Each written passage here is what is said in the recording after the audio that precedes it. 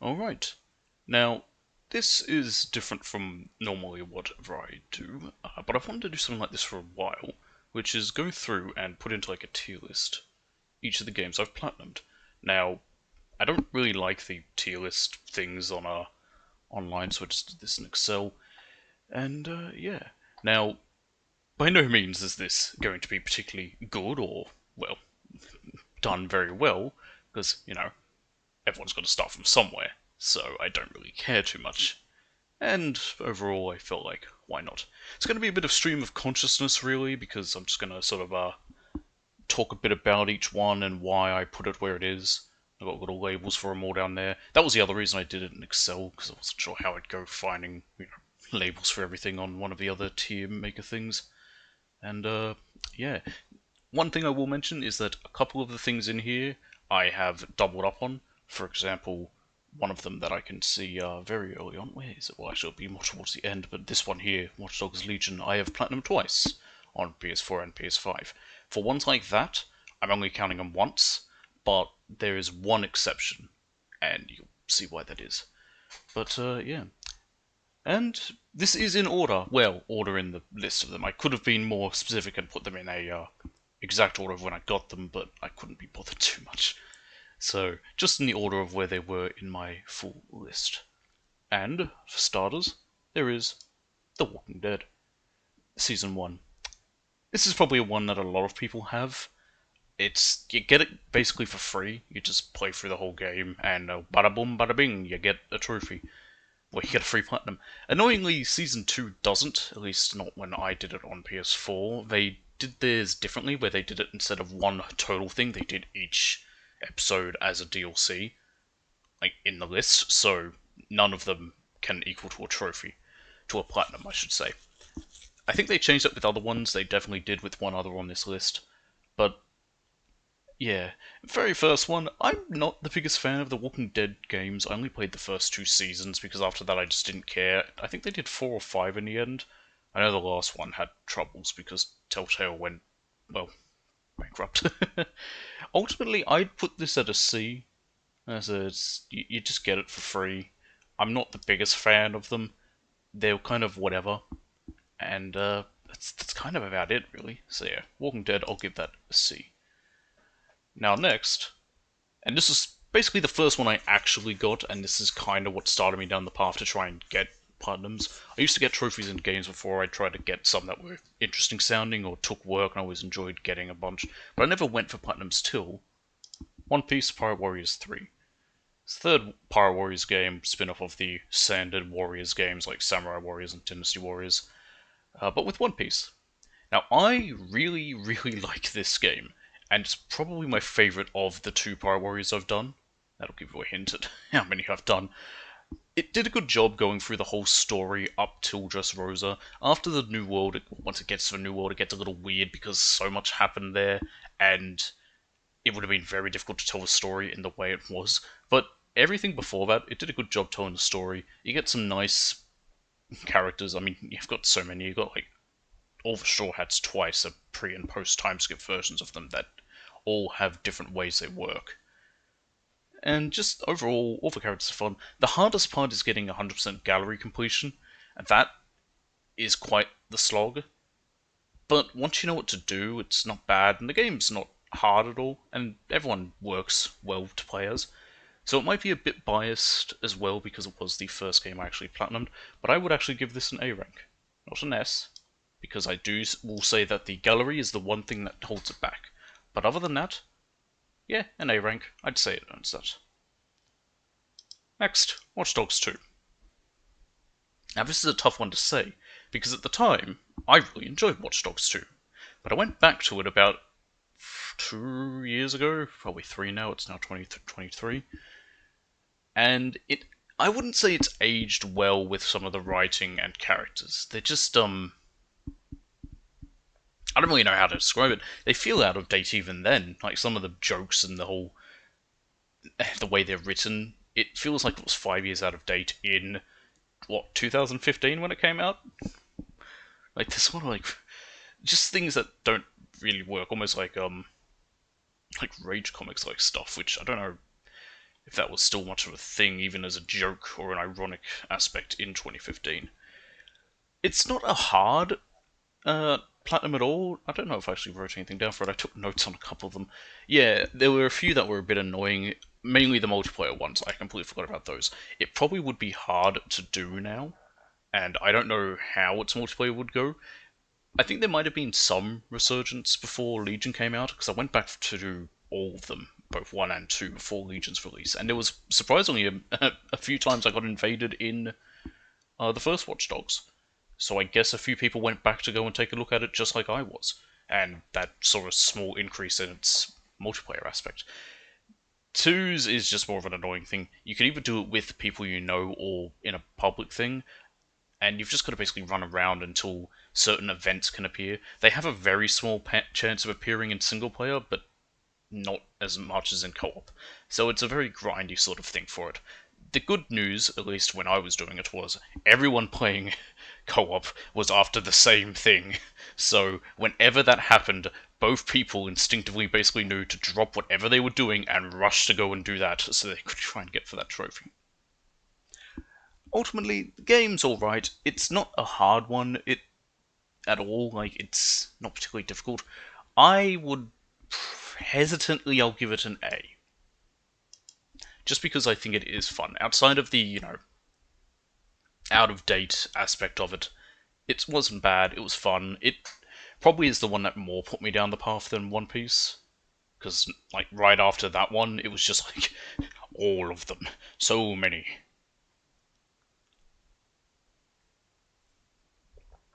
Sorry, I've just got some tea here.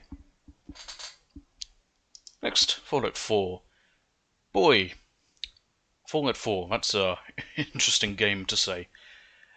It is a bit of an annoying one to platinum. You do have to do it 4 times. Now, you can technically get to a certain point, make a save, and then do one ending, get that, reload back, do that whole ending, reload and get back. I say ending, but you can certainly go through each of the 4 quest lines. So it's Minutemen, Railroad, Brotherhood of Steel, and the... what are the 4th ones called? The Institute. For some reason I think Resistance, that's technically the Railroad.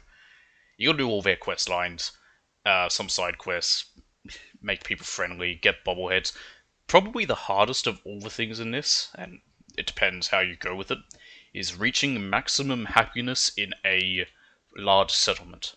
Now, I did this in the very first settlement. I think it was called... no, it's not Sanctuary. What was it called? It doesn't matter.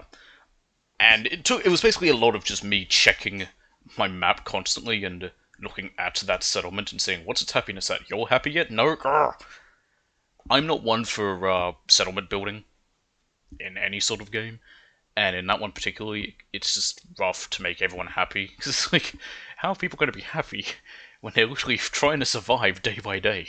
I think the only place anyone could be seen as being happy was New Vegas, and that's just because there's gambling, and alcohol, and other stuff. Ultimately, Fallout 4 is a fun game. It definitely has problems story-wise, but the combat of it is fun.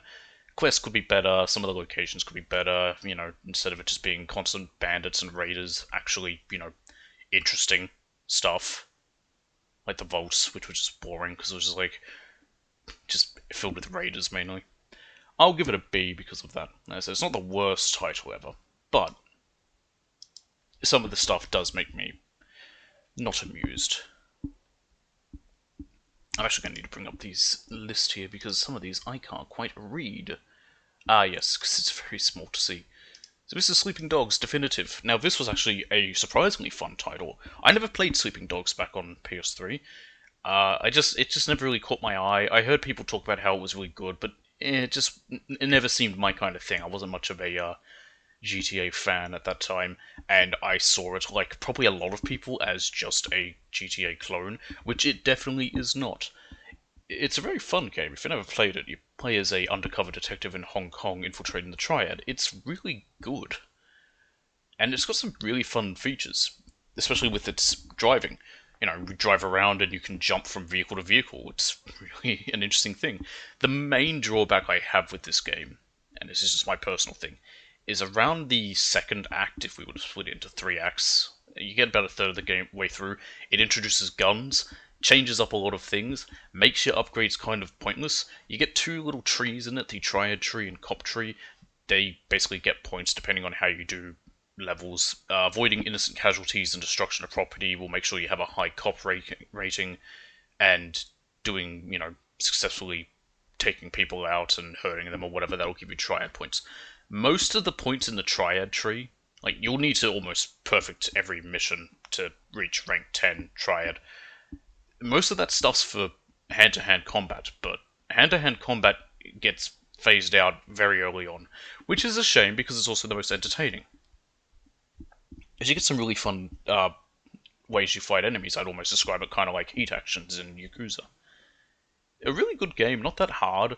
Probably the hardest part, besides getting the Triad stuff and Cop stuff, is getting the gold medals. You have to get 30 of them in total. You have to get 30 bronze, silver, and gold. I believe it's 30. I don't think it's 15. So it might just be 15, because I know that you get trophies for 1, 5, and I think there's a 15 one, but there might be 30. I don't quite remember. I'd have to check, and I don't care. It's not that important. That's not too hard. You'll get a lot of it just going through it, and then there's some really easy ones to do. Otherwise, the only other thing that I'd probably say is very hard is getting all the vehicles. You get missions where you have to deliver vehicles, and if you do those very well with very little damage to the vehicles, you'll get a lot of money. I had to grind a bit for getting money, just by doing a couple of fights over and over. And that's probably the hardest part. It's actually a really solid game. I'm actually going to give it an A. I wasn't sure where I was going to put it at first, but yeah, I'll put it an A. It's a really good game. And yeah, it's just on PS4 or PS3. I'd say PS4. Go for that. For obvious reasons. Next, Naruto Ultimate Ninja Storm. Now, I'm quite the fan of Naruto.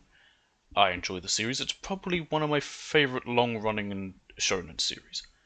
If I had to, I'd definitely put it over Bleach, but this is because I fucking hate Bleach. Now, I had only ever played I played Generations and 3 back on the PS3, because I thought I might as well. They released all 4 of the main Storm games in a bundle on PS4, which was pretty nice. Before that, 4 was the only PS4 one. And I got to go back and play all of them. They're all really good. If you enjoy the franchise of Naruto, definitely play these games. They only get better.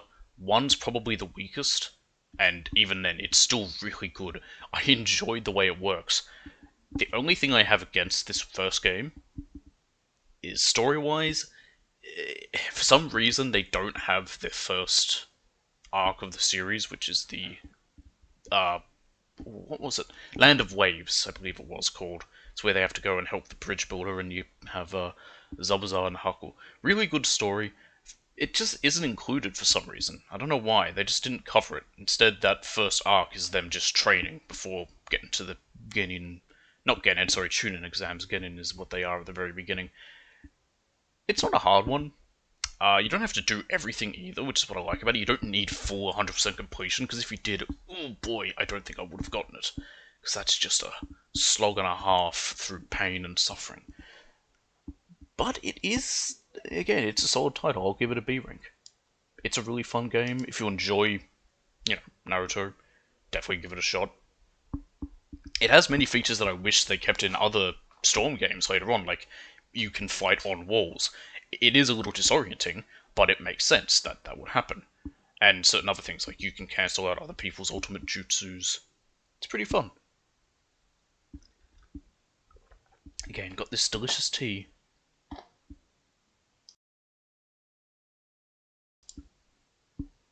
Alright.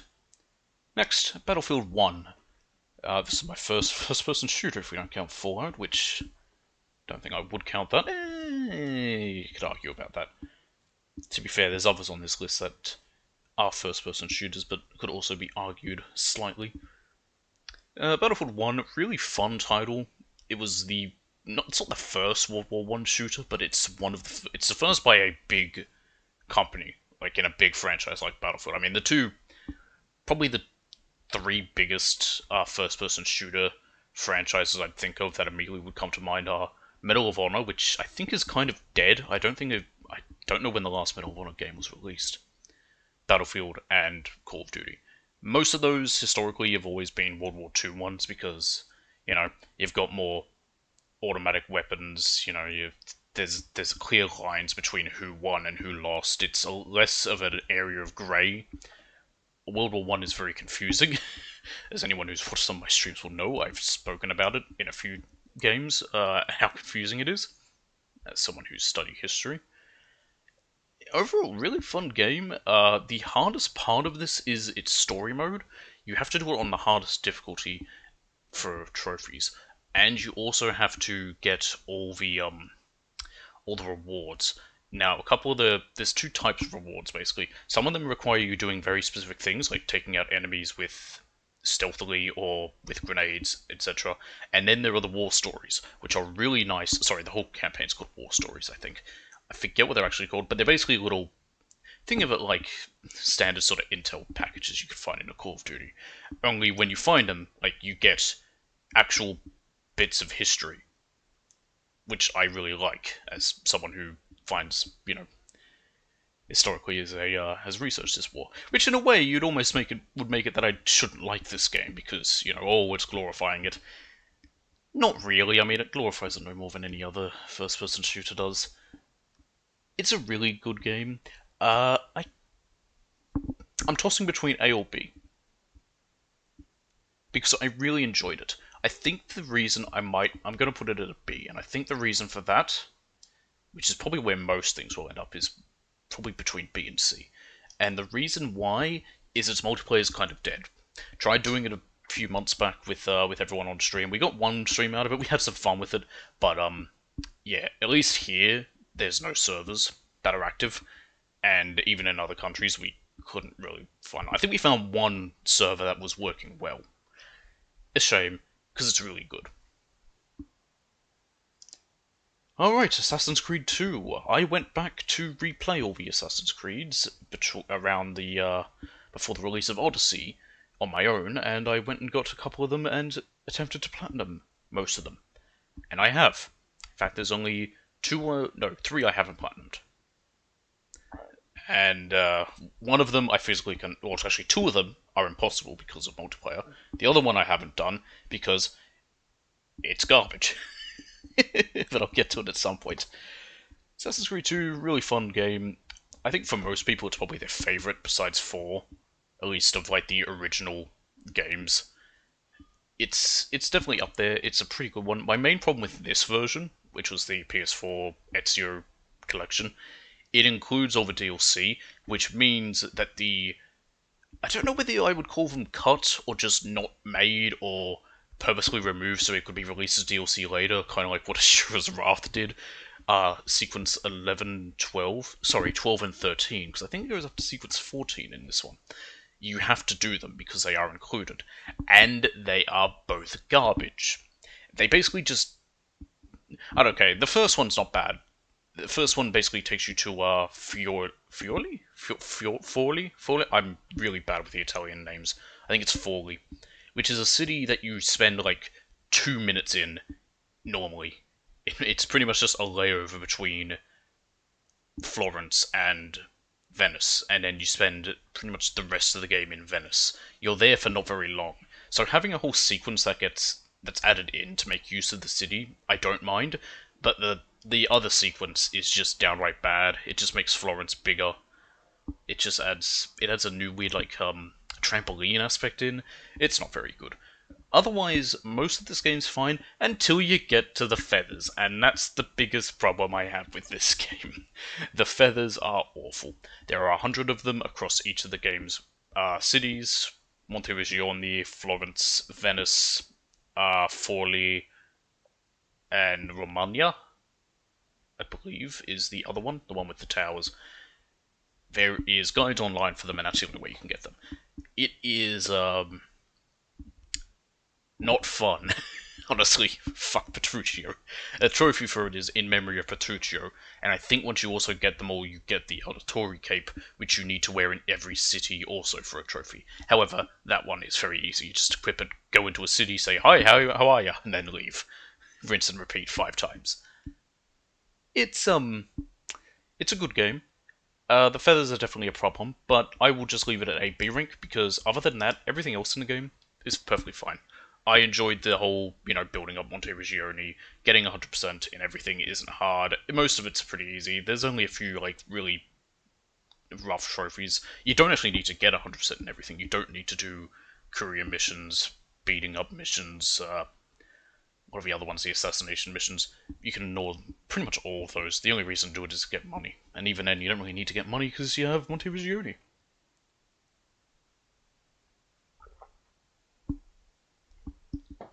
Alright, Assassin's Creed Brotherhood. Direct sequel to 2. A lot of people are on the fence with this. Some people either love it, more so than 2. Others don't, because it is just a much shorter game than 2. It is significantly shorter. It's also only set in one city, and the big selling point for it originally was its multiplayer, which is not included in the Ezio collection because they didn't bother implementing it back, which is kind of weird because Brotherhood's multiplayer was probably the best of them all, which is kind of surprising since they have attempted something like that a few times since. I mean, up until between Brotherhood and 4, it was just the same multiplayer. They didn't change anything with it. Then Unity, they tried something new. It was shit, and then they gave up pretty much after that. Uh, yeah, I don't think they've done anything with multiplayer since. Probably for the best. Oh well, I think Jade might be, or is it another one? One of their upcoming titles. No, I don't think it's Jade. Oh, we got Mirage, Jade, Hex, and Red. I think it's Red. I think Red is going to be some like online live service thing. But a lot of people thought Brotherhood kind of just felt like it could have just been tacked on as part of 2 instead. It's a fun game though. It's set in Rome. My main issue I have with it is Rome. Surprisingly enough, it's split into 3 regions. You've got like the Antico district, which is the old areas of what there is. Then you got like the main city sort of portion, and you got like the I think it was just called the Forum. That's pretty much the largest area to the right. My problem with that is it requires a lot of horses to get around fast. There's very few buildings, and they're very far spread between each other.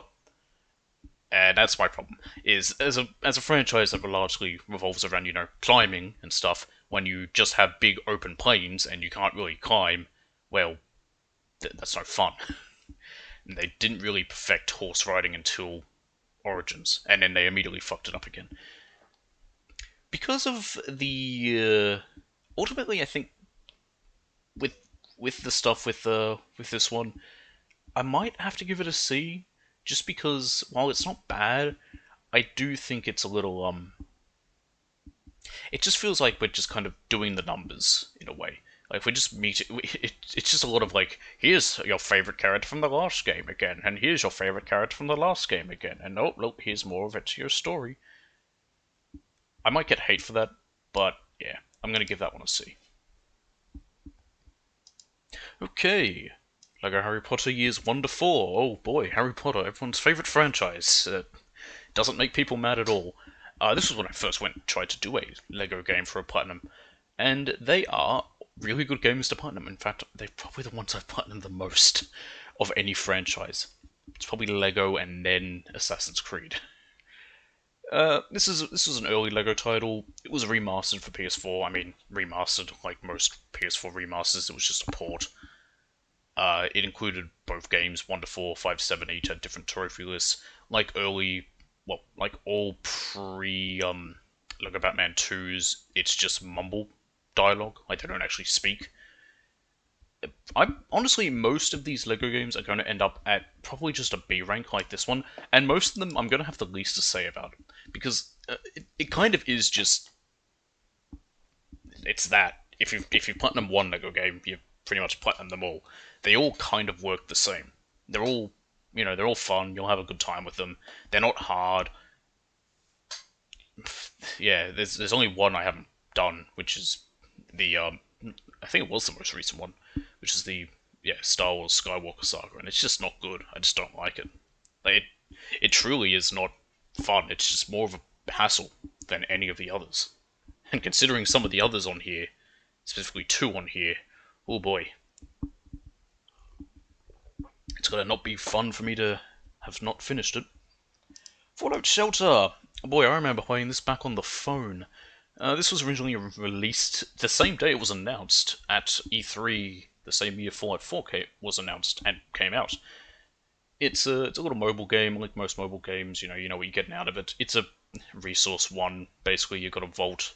You got little survivors. You got to keep them safe and alive and manage their needs of food, power, water. It got a port to console 3, maybe 4 years ago. Again, I don't know how much of this year I count because it's only January. But yeah, it's an easy platinum. It takes some time though, and I think I got lucky with certain things because when I got it, I think they released a few like bonuses to people early on to try and convince more people to play it. It is free. That's the main thing. It's a free game. You can pay to get other stuff, but there's no point.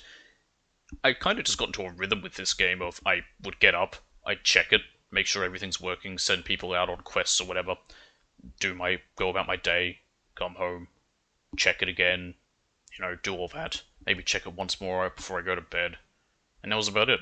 And it took a couple weeks probably in total because of that. The only really annoying trophy was having to fend off 100 raider attacks successfully. It was either 50 or 100, it was one of those numbers. That I just had to basically kick everyone out, except for a few people, delete most rooms except for like 3 to keep things functioning, and put my best people right at the second doorway, and then just leave the game on for hours. And eventually I got it. It's a whatever title. I'll give it a C. I couldn't give it anything higher than that. It's not god awful, but it's not anything good. It's just meh. Really, it just is what it is. You get exactly what you expect out of it. No more, no less. Okay. Assassin's Creed Rogue. Oop, that didn't work. There we are. Probably one of my favourite Assassin's Creed titles.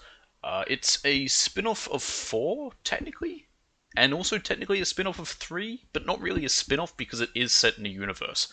Funny enough with this one, it came out the same year as Unity. Unity was coming out as the first Assassin's Creed to only be on PS4.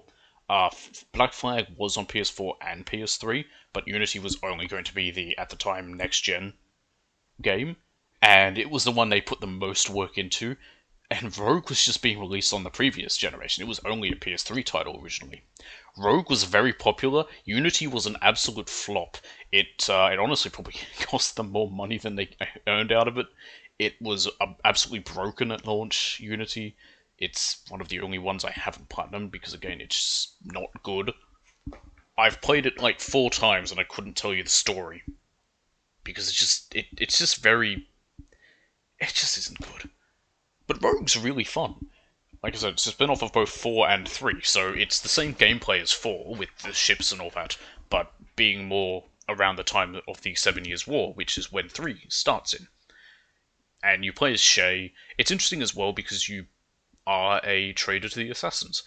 Most of the traders to the Assassins we see, they're just like, whatever, greed, money, or whatever. He has an actual ideological difference with them. Like, he sees what they're doing as more dangerous.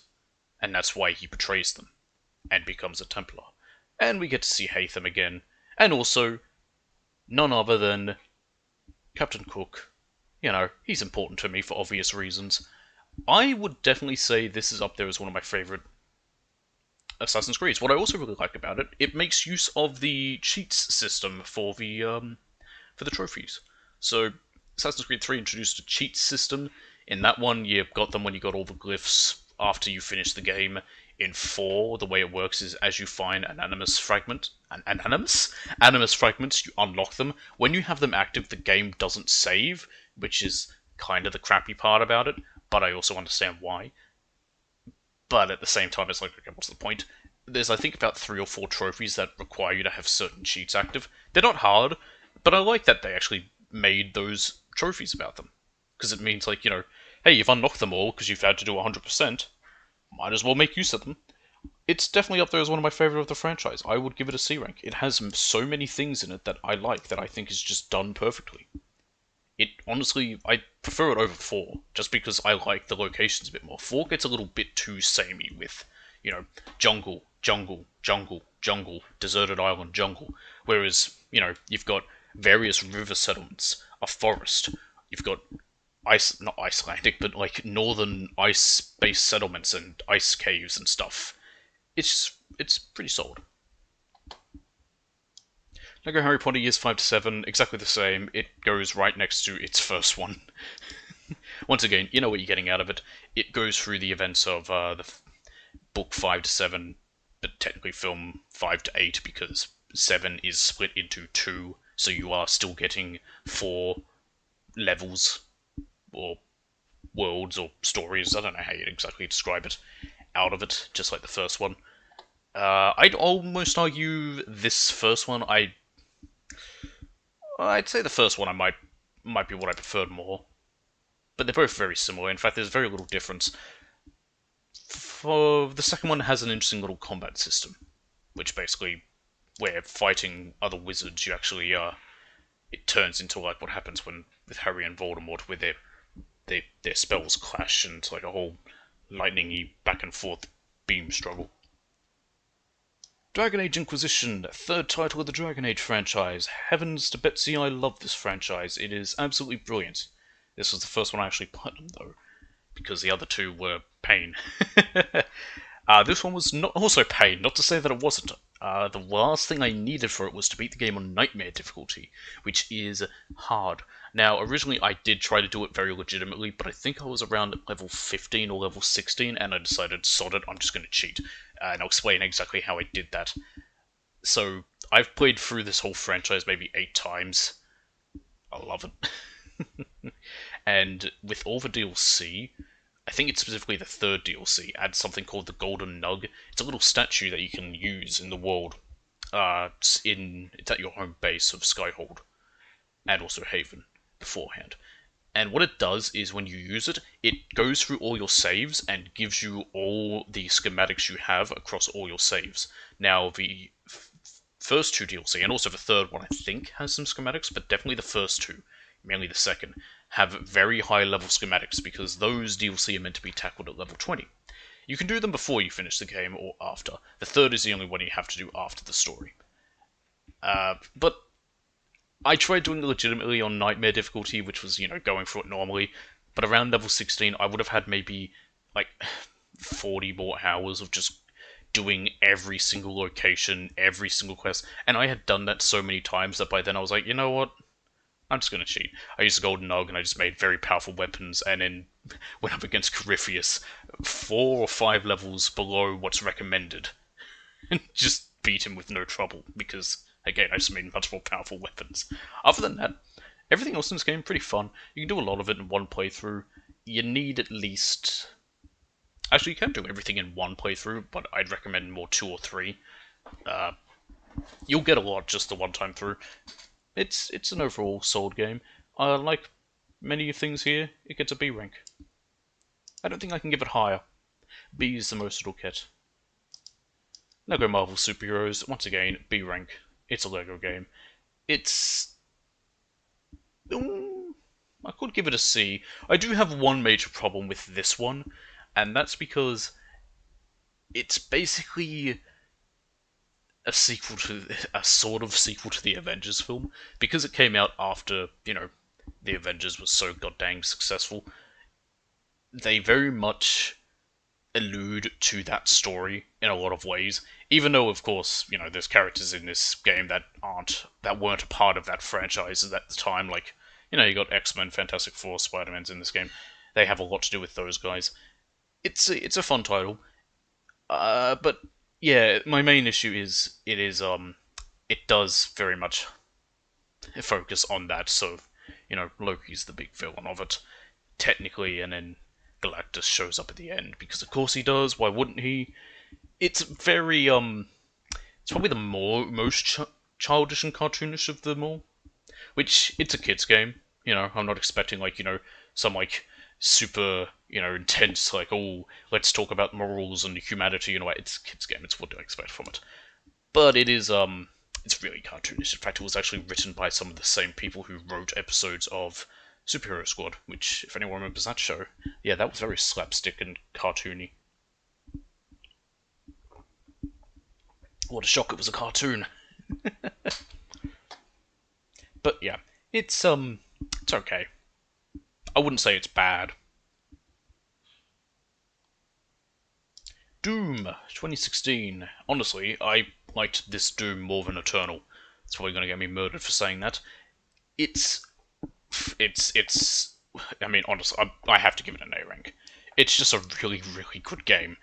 I almost might give it an S rank even, but I think the main thing that kind of holds it back is some of the challenges are just annoying. I had a bit of trouble with some of them. I think both myself and DJ have gotten this. Actually, yes, DJ has. I watched him get this live. It's really good. The only hard trophy to this is a Toe into Madness. You have to complete UAC on Ultra Nightmare. Now, the way Ultra Nightmare works is if you die, the entire game restarts. However, you only have to beat the very first level, which is nice. From what I've heard from about Doom 3, you have to beat that one on its hardest difficulty the whole game. Just the first level, easy, honestly.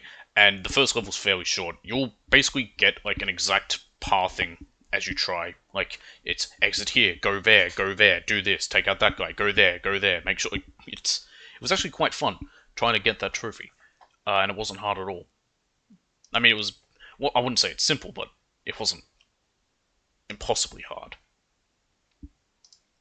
Batman Arkham Asylum, first of the Arkham trilogy, or quadrilogy. I don't know how much Origins counts. It's hard to say. It's referenced in Night, but also it's bad Origins, so who knows. But Asylum is a really fun game. I'm going to use the term Metroidvania, but it might be wrong here, but it definitely reminds me of that, because as you go through, the one location, you start getting more and more gadgets that allow you to get through areas more. It's like, oh, I've now got an explosive gel. I can now blow up walls to get to new areas. Oh, I've got a triple grappling thing. I can now pull down walls to get to new areas. I don't know if Metroidvania is the right term there. I don't know whether it needs to specifically be a 2D style thing, but it reminds me of that. That's all I'm saying. Is it's a similar style in that regard. I'm going to use that analogy later as well. Arkham Asylum, it's good. Going back to it after playing the others, though, even just after playing City, ooh, it is different. The combat is its biggest issue, ultimately. It's still good, but it definitely feels a little sluggy. It's a lot more sluggish than even City, where Night is by far just the absolute smoothest. But I can't fault this game at all. It gets an A rank. It is just really good. It's just a downright good game. Playing it on hard difficulty is really the most trouble you'll have, because when you're on hard difficulty, besides things hitting harder and you hitting weaker, they don't give you counter. You can counter, but you don't get a little notification above their heads, like warning, like, "Hey, dipshit, counter." Ah, yes, Lego Marvel Superheroes 2. This is already going in an A rank. I'd almost put it in an S, but I don't think it deserves quite that. Oh, you know what? Actually, maybe I will. Because who cares? I can do what I want. It's my favorite of the Lego games. It is just really good. The reason I like it so much is it did what the first one should have done. Now, it does have two problems. Well, it has the same sort of problem where it's influenced by the Marvel films, even though it's not connected to them. Specifically, it's influenced by Guardians of the Galaxy. I think 2 might have come out by then? I don't know, because it had a DLC for 2, so it's hard to say. But definitely Guardians and definitely Thor Ragnarok. I don't know which came out first, because Asgard in this game is destroyed and all lava-y, and Groot's a baby. But that's what I like about it otherwise, is that it does what it should be as a Marvel game. Because when you think of Marvel, you think of, like, how, like, especially the comics, how confusing it is. Like, there's all different universes and worlds. Like, you've got the Ultimates Marvel, you've got the 2099 series, you got all those sorts of different things, you've got Noir and all that. And that's what this one does. Instead of it being just, regular Manhattan, it's the hub world of it is Chronopolis, and it's basically all sorts of different locations from, like, different planets and that. You've got It's like four Manhattans in there. You got 2099 Manhattan, normal Manhattan, Noir Manhattan. I think there's another one that I can't remember off the top of my head. The story involves all different Marvel characters from different universes all linking up together. Like you've got, you've got regular old Daredevil pairing up with Noir Spider-Man and I can't think of any other character off the top of my head. I'm just gonna go with MODOK because he's fun and he's in it because of course he is. Why wouldn't he be? He's amazing. Big head man. He's silly. It also doesn't feel as slapsticky childish as the last one. It doesn't have as many references to like, hey, these films are popular outside of my previous mentioned thing, and this is probably me. This is probably my very nerdy point, but it has a lot more characters that aren't the ones everyone knows. Like the first game very much played it safe with the main story characters. Like here's the characters from the Avengers film. Here's Spider-Man. Here's the X-Men. Here's Fantastic Four. That's people everyone knows. They've all had films from. They've all been in movies. They've had television shows. Everyone knows them. Whereas with this one, it's like here's Inhumans. Here's the let's have it be more like the comics, and here's the current comics Avengers as they are in the comics. Here's Cosmo the Space Dog because Cosmo the Space Dog. Why don't we have him? Because he's great. So why shouldn't we have him? There's no reason not to. He's great. It's like I said, it's definitely my favorite of all the Lego games. It's just really good. It does what they should have done. It's what I wanted out of Lego Batman 3, and I was disappointed with that. And DC Supervillains. They didn't do that either, but they were still fun. Oh god, what's this one on the list? Like I said, the logo's a bit small for some of these. Okay, this is Liberation. Assassin's Creed Liberation. This is one of the ones I mentioned. I've done it twice on PS3 and PS4. It was included with the Assassin's Creed 3 remaster, and you could also get it on an HD version. Again, HD air quotes on PS3. It was originally a Vita title. It's one of those canon spin-offs of the franchise. You play as I don't even remember her name. She's so forgettable. But it's in New Orleans, in Louisiana. It's interesting in the regards of going into the bayou, getting to run around New Orleans. You do also get to go to Chichen Itza. It's an okay title. It has one feature that I kind of liked with it, which is actually I had two features I liked. One of them is the outfits. You get to wear 3 different outfits that do different ways for infiltration. Because you're she's of nobility, but she's also she was half black, so she gets so she can wear a lady outfit, which is basically she's all dressed up in a dress, she's got a parasol and all that. With that she can't climb up walls, she can't run, but she's less likely to be noticed. Then there's a slave outfit, which means she'll blend in more. People will notice her doing things like climbing buildings and that, but otherwise they're just going to not pay attention to her. And then there's the regular assassin outfit. That's the one where she's most notable doing things, but she gets the full array of actions of running, climbing, jumping, all that stuff. She can swing from things because she's got a whip, kind of like a Catwoman immediately came to mind, but there's probably better examples. I'm giving it a C. Ooh, no, I wouldn't say it's so awful that it gets D, but it's not a very good game. It's easy. It's really weird because the name for the Platinum Trophy is Julius Caesar, which is a bit weird. I think either Brotherhood or 2 has that same name for its trophy, but that makes sense because that's at least Italy. It's New Orleans. It's a French colony in America. It's like, what does Caesar have to do with it? I think it could be fun. I think it could have been better if it wasn't hindered by the fact that it was a Vita title. Oh, I forgot the other thing that I liked in the game. Because of the way it is in story, in universe, is that it's a title being made by Abstergo to basically pre-propaganda for them to say, the assassins are bad, the Templars are good. They've fudged the facts a little, and so Erudito, a hacking group in universe, in the present day, they basically hacked in and are like, hey, if you go and take out, get these little data packets out in the world, you'll get to see the truth. So when you do that, you get to rewatch cutscenes that haven't been edited, and you also get updates to the database where, in big letters, you can see what was edited out. It's an interesting feature. I liked it. I actually liked that aspect of it, but that's only a very small part. Otherwise, the game's whatever. Life is strange. Delectable's going to kill me for this, but she'll be happy because it's the same letter as what she has here. It gets a D rank. I do not like this game. It's yeah, in major retrospect, it's bad. At first, it caught my eye. It was the first episodic game that I was playing as it came out each week. If you haven't played it, there's been 4 of them now, if we include its Before the Storm spin-off. You play as a girl named Max. She gets the power every one time.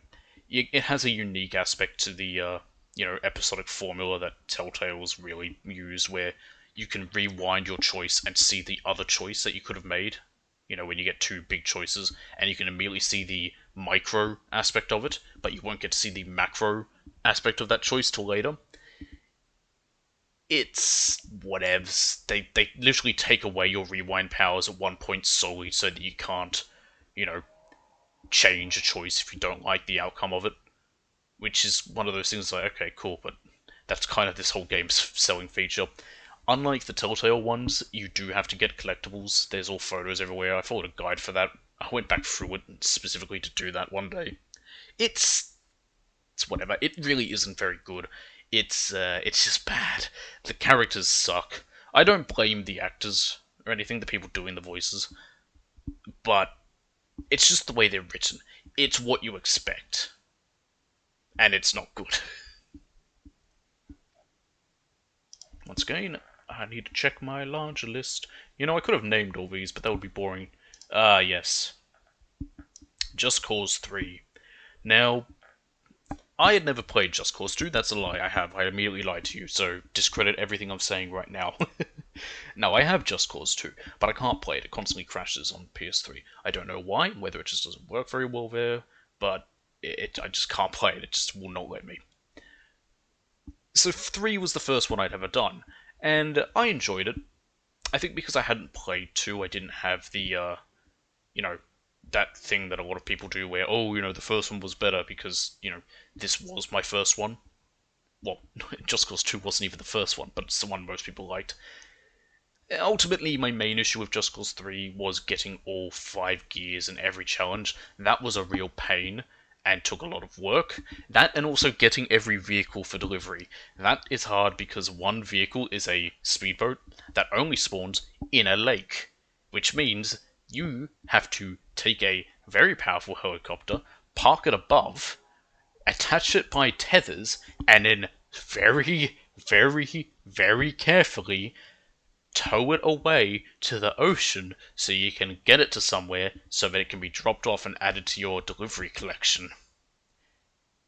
It sucks.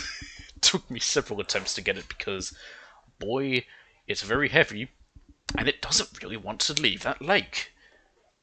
Other than that, everything else in this game I really liked. I liked, just taking out all the bases and locations. It was just fun time.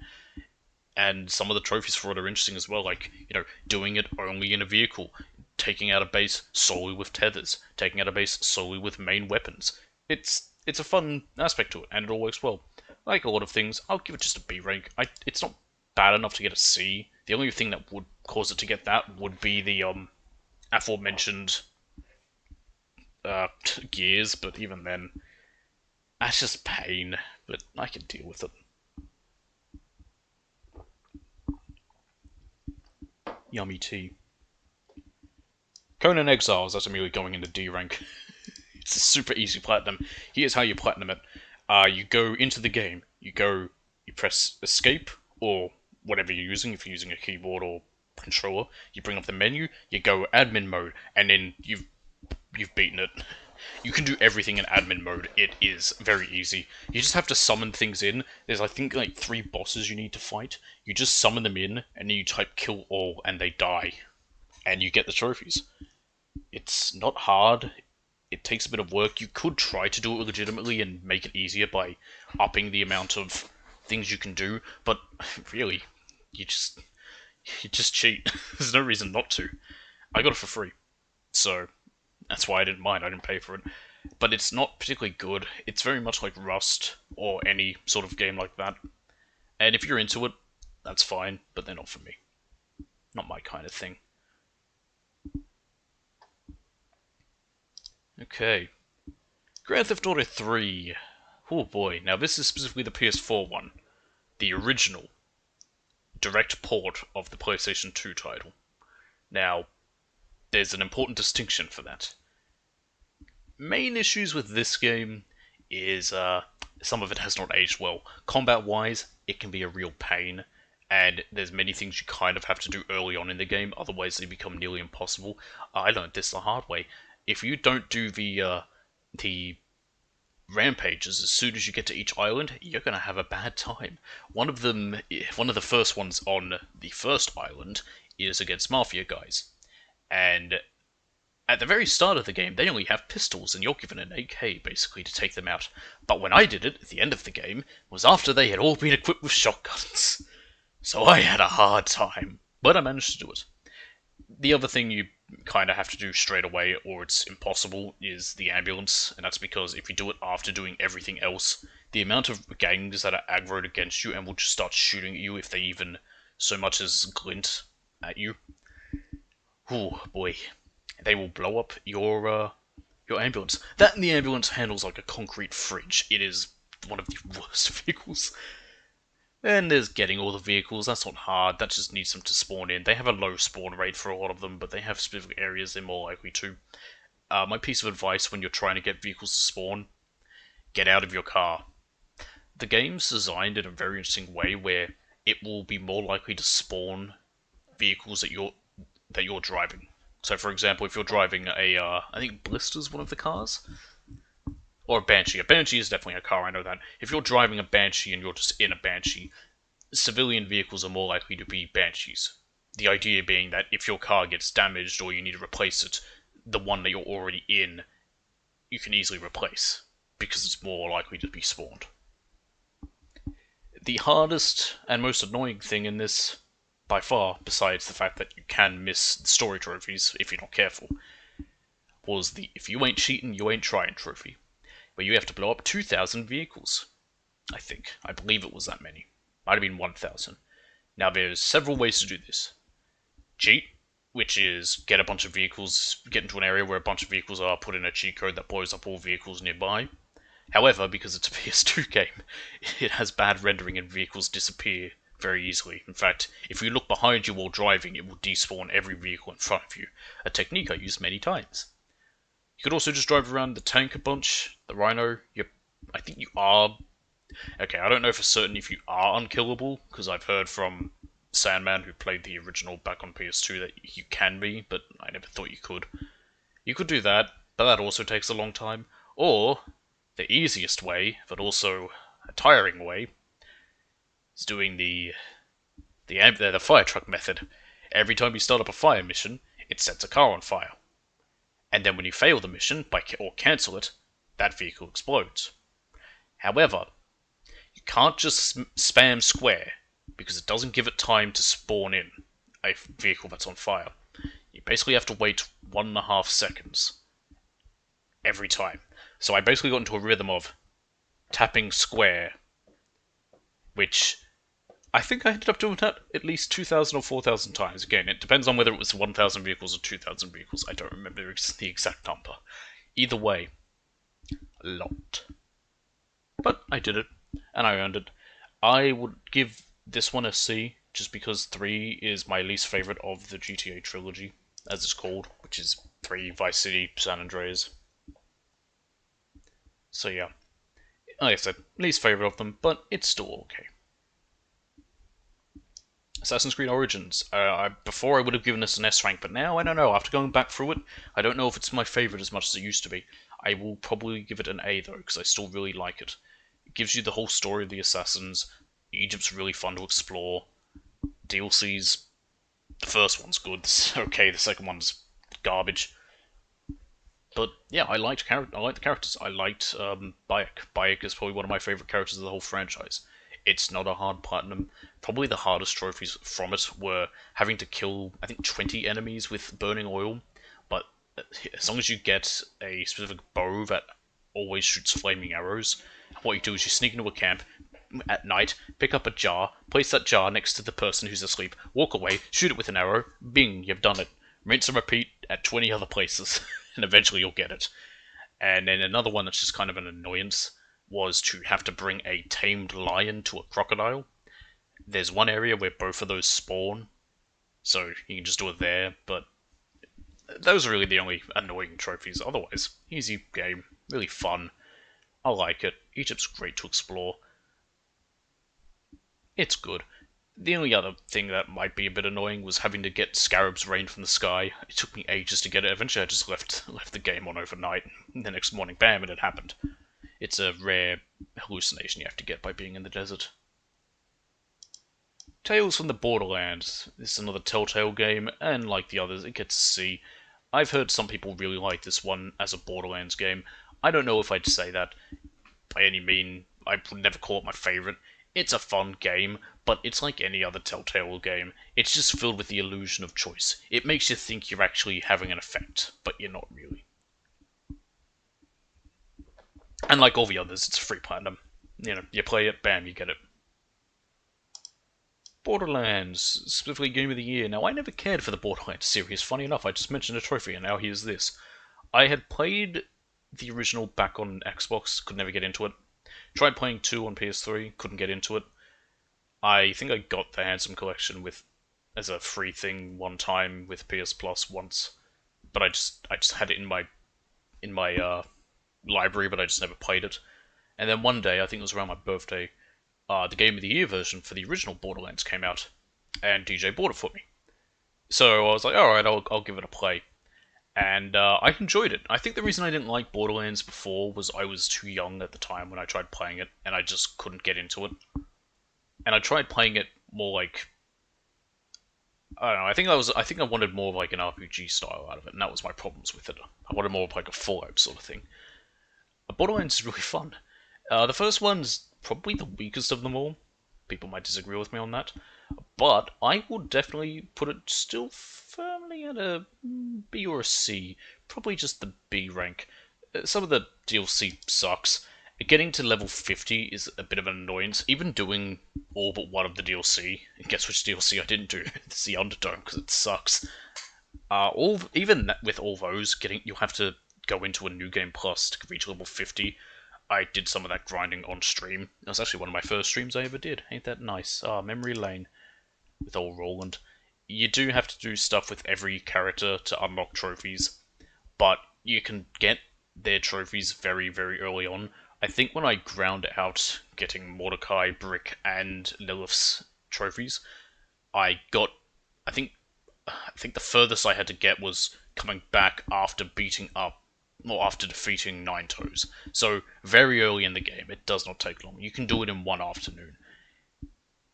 And ultimately, yeah, pretty easy. You will need friends, because one of the trophies is, and they will tell two friends. And I think that, I don't know whether it's a reference to their method of how their multiplayer game co-op was meant to work, but you have to join a game with two other people. Now, if you don't have friends, because who needs them, you can just do it locally. And in fact, I did it locally, because I don't have two friends. At least not two friends who played this. I only had one, and that was DJ, who helped me get some other trophies completely by accident. But yeah, there's a couple co-op trophies, but otherwise, yeah, not hard at all. LEGO Star Wars Clone Wars, or technically LEGO Star Wars 3 The Clone Wars. Once again, B rank for that. Like any other LEGO game. It's fun because it's Clone Wars. You get some really like big battle segments, like actual battlefield-like things, where you're going up against two armies, and it's almost a, I wouldn't say RTS or tower defensey thing, but you can build barracks and big cannons and stuff, and shield generators. It's an interesting feature. But like any LEGO game, it's exactly what you expect. GTA Vice City, once again, the other PS2 port version, and you know exactly where it's going. It's going in an A rank. It's probably my favourite of that generation, of that trilogy. Music is fabulous. Even the chat radio, brilliant. Burt Reynolds, need I say more? The map is bigger than 3's, technically, but it also doesn't feel bigger. It feels like a nice size. Each location is really fun. The story is a bit weird, but it doesn't matter. Its main issue, trophy-wise, is getting the Take the Cannoli trophy for reaching Godfather rank. I won't get too much into how exactly I did that because there's methods online and it would take a bit of time. But basically, it had me holding down, well, no, taping down my R1 button to fire a gun. No, it was L1 because it was in a helicopter with miniguns to fire a gun for about a whole day at a destroyed truck in order to get a trophy. It was so silly, but it worked and I still don't even really understand exactly how it worked. It had to do with bullets fired versus my accuracy. Like I had extremely high accuracy compared to my bullets fired because I only had 101 bullets fired, but like a gajillion bullets hitting. It's a weird thing with how the system works. I can't really explain it. And GTA San Andreas, last of the trilogy and last of the direct PS2 ports, but it only goes at B rank because while I prefer Vice City, this one's still really good. It definitely feels a lot more like what they would become later, especially with what 5 is like. 4 still feels a bit different. 4 feels more closer to like 3 and Vice City. That might be why I kind of prefer 4 or 5. But San Andreas is fun. I like the 3 cities. I like the little townships between them all. So many fun little things. Trophy-wise, there's only one that's particularly annoying.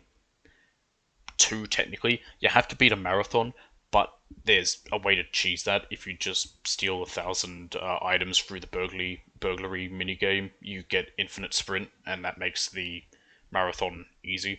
The only trophy that's hard is you have to get busted 50 times. That's just, it's not even hard, it's just a grind. You basically just need to leave the police station, attempt to steal a cop car, and then get arrested. Rinse and repeat 50 times. It'll take a while. Otherwise, it's probably the easiest of all 3 of them. Which, none of them are hard. Well, actually, they're all... The most difficulty of them is because they are PS2 games, and they haven't aged great. But, otherwise, yeah. You know what you're getting out of it. Infamous. Boy, Infamous. That's a franchise and a half. That's kind of dead. I don't think they'll do any more with it. The first Infamous I'd give a C rank to. If you don't know what Infamous is, it's one of the big games that's notorious for its whole like good or evil path, red or blue path basically. The blue path good, red path evil. You have to do 2 playthroughs no matter what. One of them you'll have to do on hard, but yeah, you have to do a good and evil playthrough. The hardest part with Infamous is 2 things. Finding all the blast shards, there's no way to know where they are. Well, there is a way. You can ping them on your minimap, but that's it. You have to go across all the islands doing that. You could use guides, but it depends how helpful that's going to be, because there's lots of them, and there's no way to know if you've already gotten one or not, so you just have to go back and forth to every single location and check.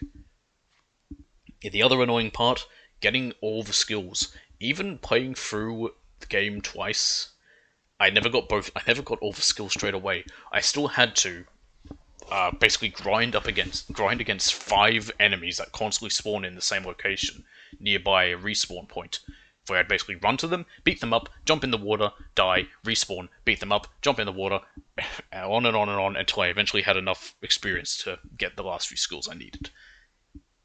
That is kind of why it only gets a C rank.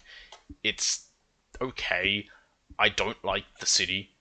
I don't remember what it's called. It's basically New York. It's like a lot of games where it's fake New York. And depends how much you like fake New York. But I've seen fake New York in so many games, I just don't care. Goat Simulator. I'm also going to give that a C, because I don't really care for the game. Goat Simulator is one that most people know about. It came out when, all the other simulator games were starting to come out that were, things like Trucking Simulator, Farming Simulator, Construction Simulator, things like that. And then Goat Simulator came out to be like, oh, wacky joke, it's a Goat Simulator, but it's silly and silly. I did the whole Platinum on stream, oh god, years ago now. It was a fun time. The only really annoying trophy is Flappy Goat, and that's kind of the make or break for you. You have to reach level 10 in Flappy Goat, which is just Flappy Bird. And, yeah. Flappy Bird, a notoriously difficult game. That was, made a whole splash at that time. Like I said, other than that, the game's an easy platinum.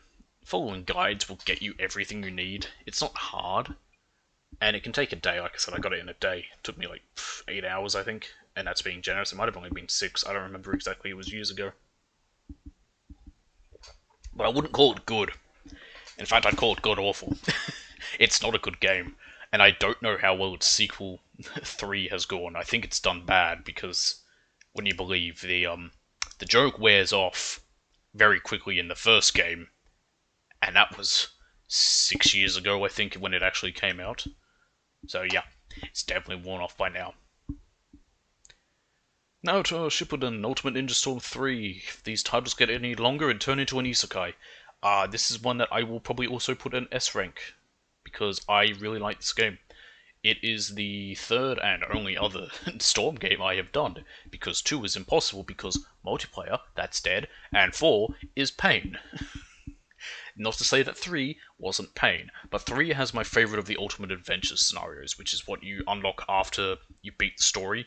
You basically just get to run across the whole world, and there's all sorts of things you have to do around there. It's really fun. Hardest thing in 3, by far, is getting an S rank on the mission. I think it's the legend path for it, or it's just the main path for it. But it's one where you have to fight all 8-tailed beasts, but you have to fight 2 at a time, and it sucks, and you have to get an S rank for it. The only other mission that I'd say is very tough as well is the bonus mission that you unlock, but honestly that was easier than the 8-tail fights. It was bad. But yeah, Storm 4, it's really good. Storm 3. My favourite in regards of its Ultimate Adventure, story-wise, I think 4 tops it, just with the various story missions, but 3 is really fun.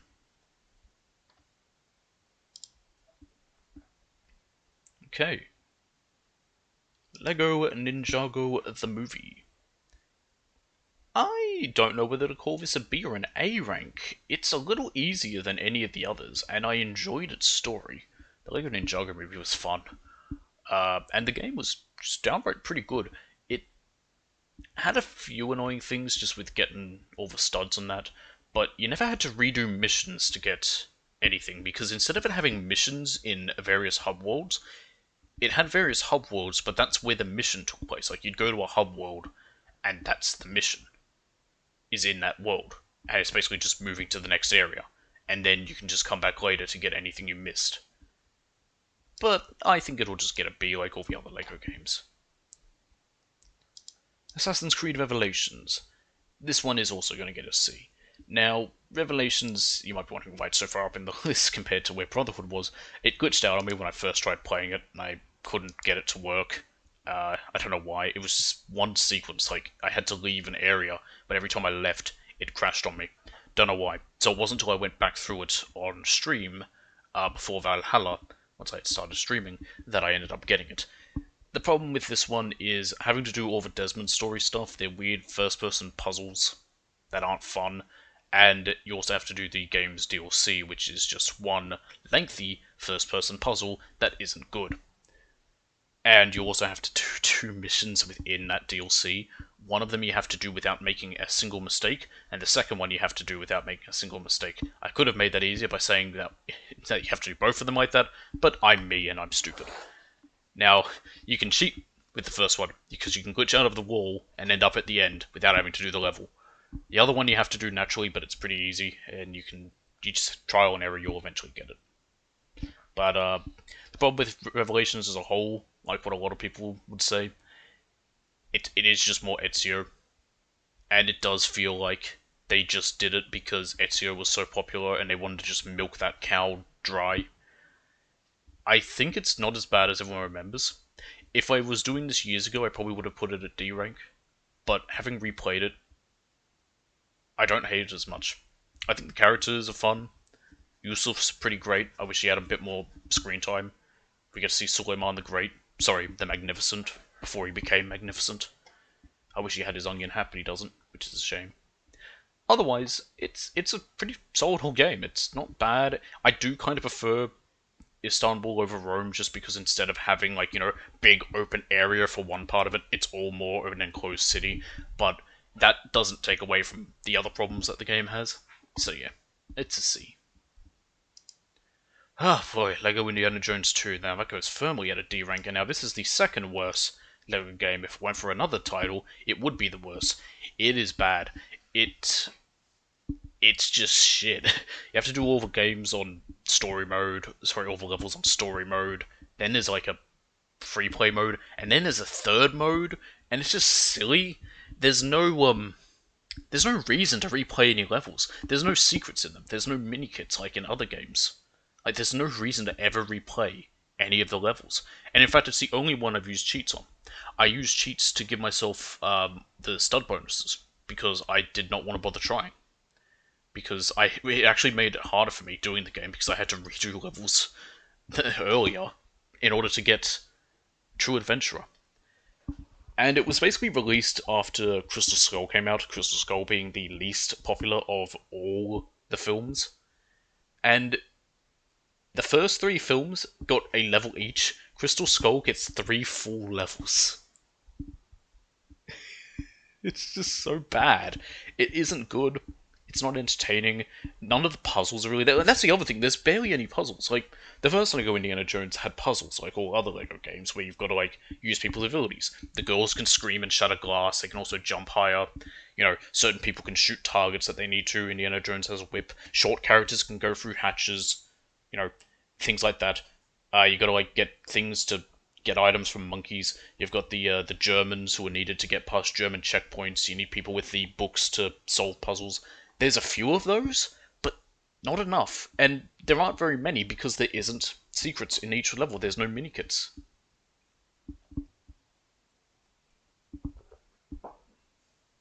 So yeah, it's a really shit Lego game. It's just a shit game overall, honestly. Lego Batman 2. Once again, that goes in just the B rank. No, you know what? No, I'm actually going to give it a C rank. And there's a reason for that, and I'll explain that.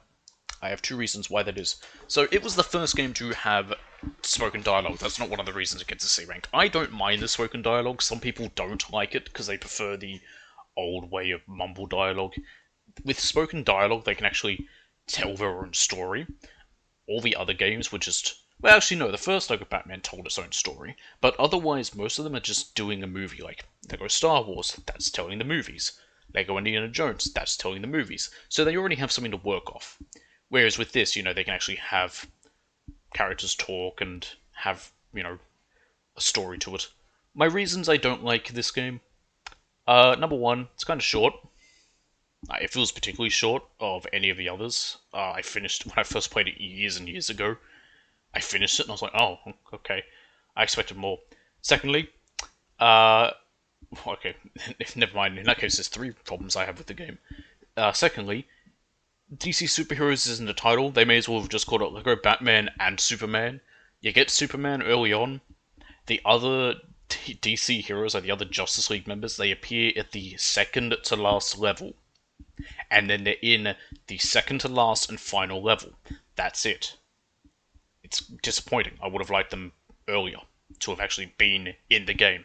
And third, they said, before this was released, I remember reading, I believe it was in Game Informer, that it would include, as part of the story in meeting all the Justice League, Aquaman. And you should not shy away from Aquaman, because he would have a useful ability that is unique to him. He is unlockable only through gold bricks, and he's fucking useless. What do you expect as Aquaman? I really wanted to see them try to make Aquaman useful. It would have been hilarious.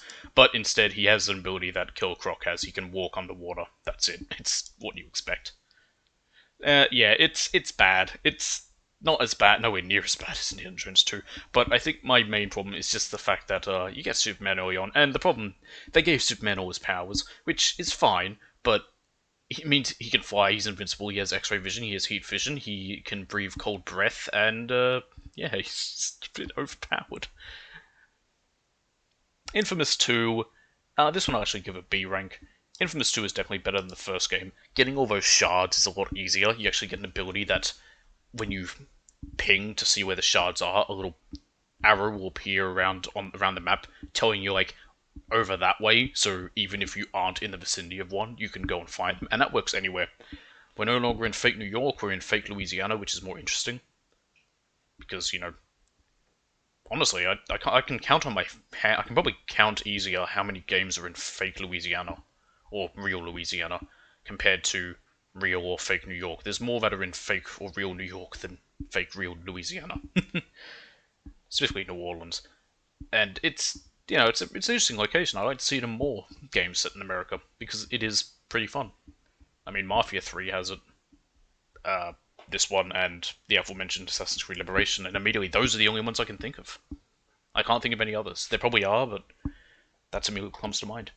Going through it in its 2 playthroughs isn't bad. It's a bit shorter. The missions aren't as annoying. Even on hard mode, I'd say it's nowhere near as annoying as the enemies in the first game. And it's just better. It is a bit weird because both endings mean that there should be no sequel, yet there's two. Technically one's a spin-off, but it still counts. Lego Lord of the Rings. Well, it's Lord of the Rings. It has a really interesting feature, which is everyone in the world of Middle-earth has quests. Like, they literally have fetch quests for you. They're straight up called fetch quests. You have to find treasures in each level and also make mithril items, and that's what you have to hand to people. And then that's how you complete them. It's an interesting thing, but it's also just fun to run through Middle-earth. So, I mean, it's like, okay, what else do I have to say? You know what they're all like at this point. Dying Light. This one, it's either an A or a B. I think I'll just give it the B. It's better than Dying Light 2. That's really all I have to say about it. I preferred the first game. The main issue with it is its multiplayer trophies. Once again, that's the main things. Go-up trophies specifically, you have to beat 10 missions with the same people. I think it's 10 missions, but I might be confusing the number 10 with the other aspect. You have to take part in 10 challenges, and you also have to win 7 challenges. Now, challenges are random events that can occur whenever any of the co-op players do anything. If you kill a zombie, you can choose to start one, or picking up loot can choose to start one. And what these are is, it's just based around these things. So it might be like, which of the people can kill the most zombies in a certain time limit, which of the players can, get the most items in the time limit, etc., etc., etc. It's what you expect. They aren't like other challenges where it's locked into a certain area, like they are just all over the map. Like you don't have to like go to an area, you can just be wherever you are. It's best to cheese it with friends like I did. I tried streaming it, it actually messed up thanks to DD. I don't know what he did, but he crashed all of us by doing something, and then my stream was just fucked for the rest of the week. And I didn't even know. It wasn't until later I found out, like, oh, and even afterwards it was still kind of fucked. Yes. One of my absolute favourite Death Stranding.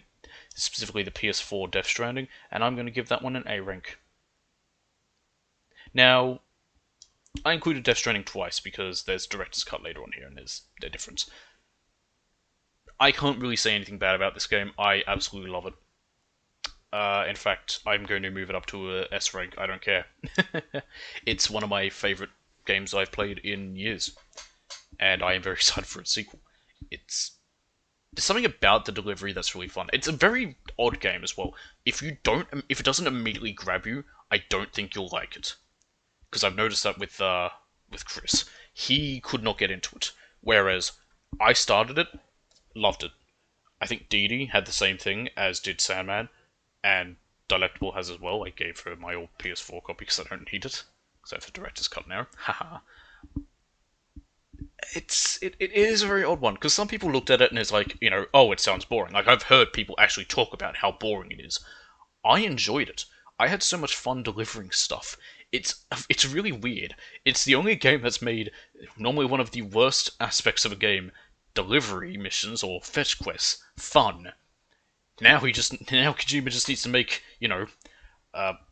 escort missions fun, which you could argue that he did, because you do have to escort people twice, and that's also fun. It's really good. There's nothing particularly hard in it. The hardest is probably getting some of the delivery aspects, like getting Legend of Legends and each of the 4 categories 20 times. But again, it's not particularly hard if you, depending how you are with games and how you go with that sort of stuff.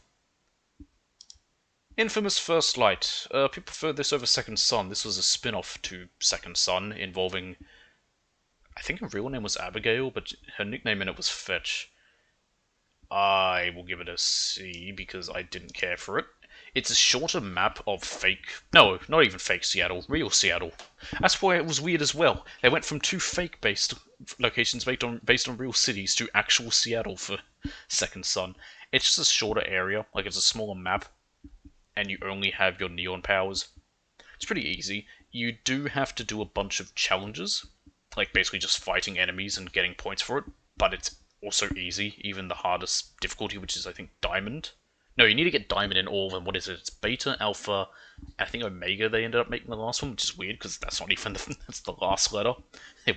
They started at B, then A, then basically went to Z. It's not hard. It's okay. People liked it more, but I didn't care for it. I think it was originally just DLC for Second Son that they then made a standalone because of how much more popular it was. At least the character. Infamous Second Son, that also I'll put at C rank.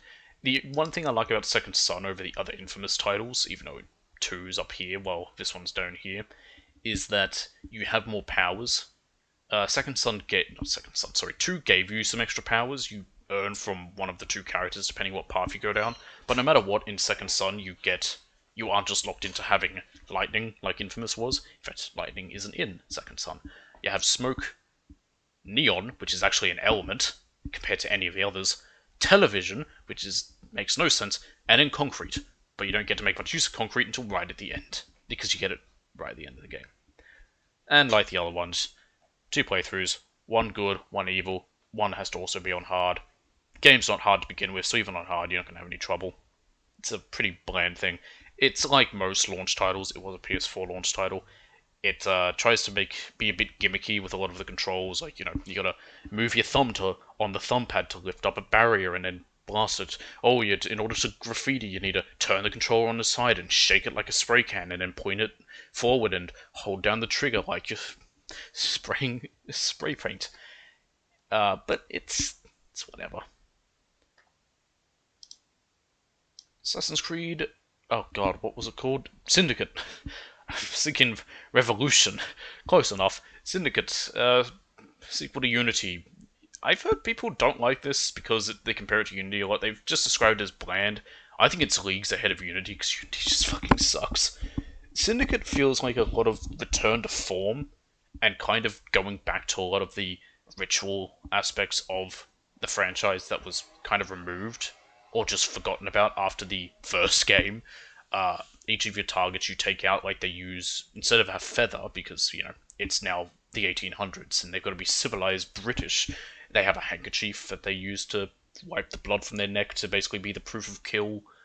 It goes back to having actual discussing with the people after you've killed them. Like, once you've assassinated them, you're talking to your target in their last moments. What I also liked in Syndicate is it also has the, if you've never played the first Assassin's Creed, once you've killed your target and you're discussing with them, there's little glitches that can appear, and if you press any button during that time, it'll cut to them walking around as if they were fine. It does that in Syndicate. You don't have to press a button for it, but it just does that. And I thought it was a nice callback. A lot of aspects of it feel like it's calling back to that older style and trying to be a return to form. It didn't work, it didn't get well received, but I liked it. I would probably just put it at B though. Yes, I'm putting it above Brotherhood and Revelations. That's probably going to piss people off. But I liked it a lot more. I enjoyed Evie. I enjoyed Jacob. Especially in DLC, Jacob is much better. He's also, very clearly matured. And I don't mind Evie as a character. There are problems because of, there's been rumours that apparently Evie was meant to play a bigger role, but she got, sidelined because supposedly the head of Ubisoft was like, people don't want to play as a woman, blah blah blah blah blah. But I don't know, the same stuff was said with Origins, but the difference is I could agree with Evie getting more airtime because I liked Evie, but the other idea I heard with Origins, which said that Bayek was going to get taken out early on and replaced by God, what was his wife's name? I don't even remember. I just remember she went by Amunet by the end of it. She was going to be the main protagonist for the rest of the story. I think that would have been a mistake. A big mistake. Aya, that was her name. Lego Jurassic World. Jurassic World sucks. To be fair, the only Jurassic Park film that's good is the first one. But, like all Lego games, it's exactly what you expect. And hey, you get to be a Lego dinosaur, that's fun. But again, it's a Lego game. You know what they're like. I think that's Just Cause 4, but I just want to be sure before I select it. It is, in fact, Just Cause 4. Now this one I'm actually going to put at C rank. I put 3 at B rank. Just Cause 4 had things I liked over 3, but it had too many things I didn't like. I liked some of the different, I guess, locales of Just Cause 4. You've got more of a jungly area, you've got a deserty area, you've got a wintry, snowy area, you've got a very windy plains area, and, the weather effects, like, you could be in snowstorms, or heavy, or, regular storms, or tornadoes, and high wind, and all that. But those don't happen often enough. My other problem as well is it was just one big island. I would have liked if they did it more like 2 or 3, where, you had smaller islands as well.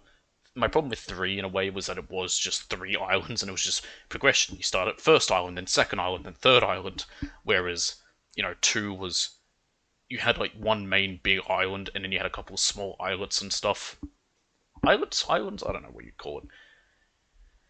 That as well, my other problem with Just Cause 4, well, it's definitely easier than 3, platinum-wise.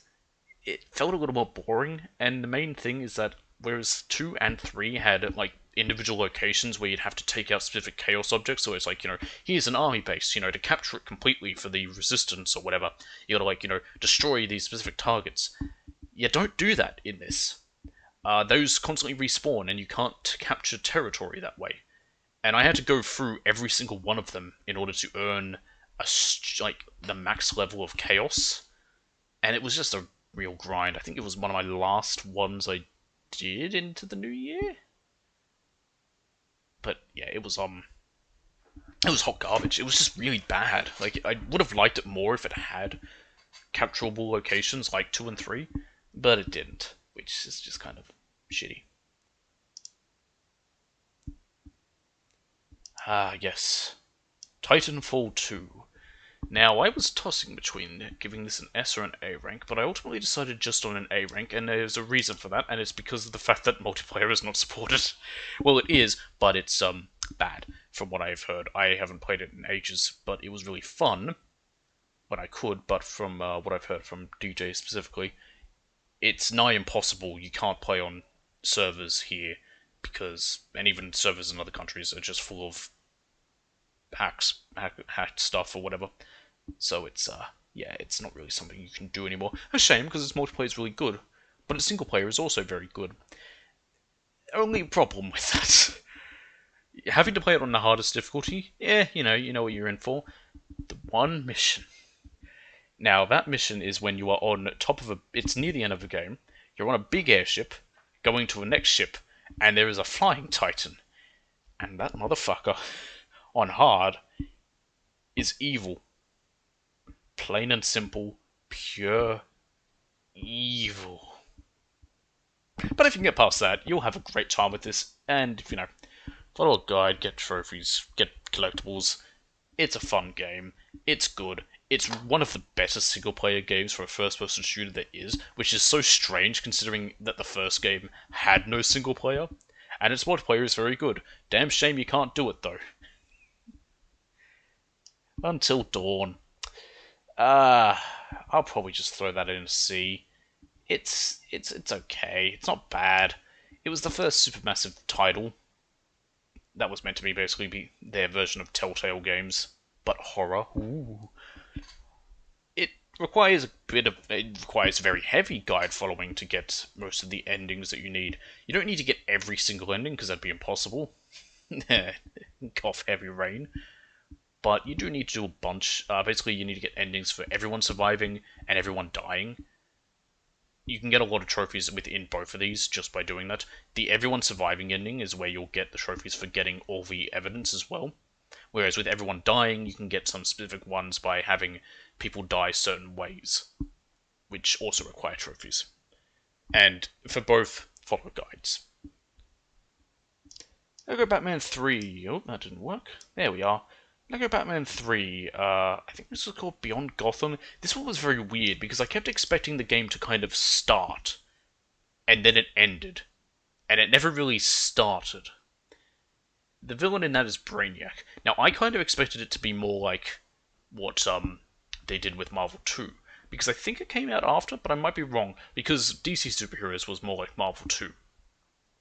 This one's weird. Instead of one hub world like what Batman 2 was, where it was Gotham, this is multiple different planets. In fact, it's all... I think you've got Earth's moon, and then you've got the planets for each of the lanterns. So, like, the green, yellow, pink, white, black, red, all of those.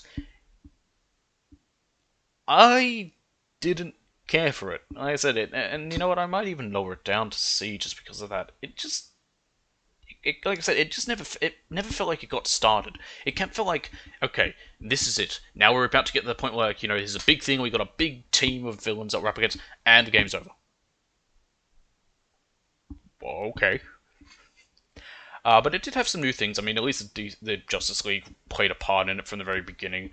You had some new fun different outfits for the characters. If you never played a Lego Batman game, because it's Batman, he's got all different technology or whatever. He gets different suits that he wears that let him do different things. Like one lets him glide and shoot supersonic waves. One lets him, see X-ray stuff. Yada yada yada. But yeah, it just never quite got there. Lego City Undercover. That one I will actually give a B rank too. Although the only real problem is getting some of the collectibles in the world map is hard. But of all the Lego games, this one I would argue as being the most that feels like a GTA clone, and that's actually a positive in this one's case. It's so weird how it really does feel like that, but I love it for it. Now, it was originally a Vita game, so trying to find guides for it is a bit hard, because most of the time when I was looking for certain things in a location, it was about Vita stuff, and there are some differences. One particular was one of the things you had to find in an area on the Vita version. It was a piranha plant, but for this version, because it's not Nintendo, they had to edit out any aspect to do with Nintendo stuff. So it's still at a pipe, but there's no piranha plant there. But you still get that. There's also some new characters added in that you have to find in the world.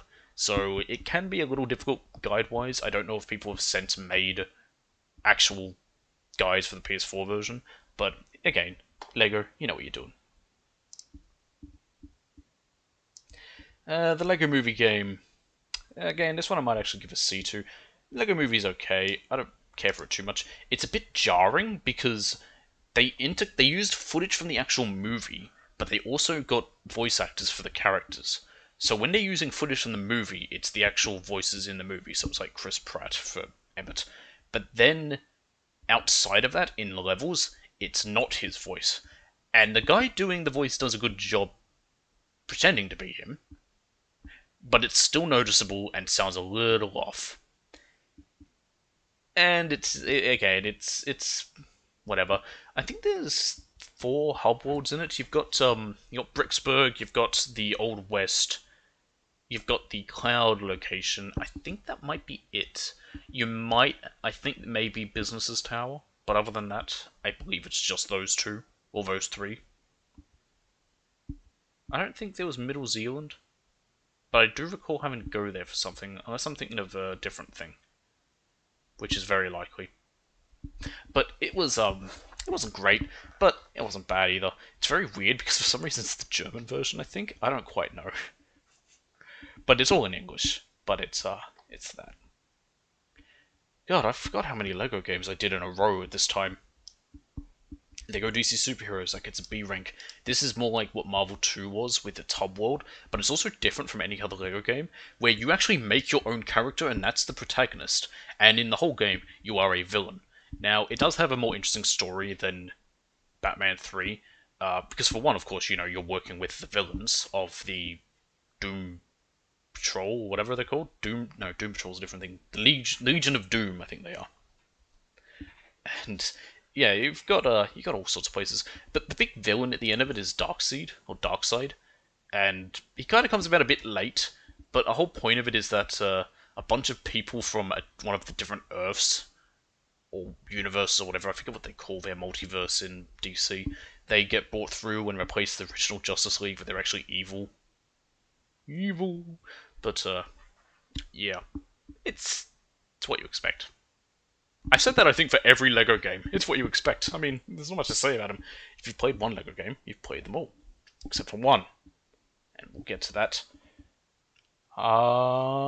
pretty soon, I think. Yes, I can see where it is on the list. Shenmue! You get a solid A rank. I loved Shenmue. I absolutely loved it. It was great. And the fact that I'd never played it before, well, I was too young. Both Shenmue 1 and 2 were bundled together in a remaster.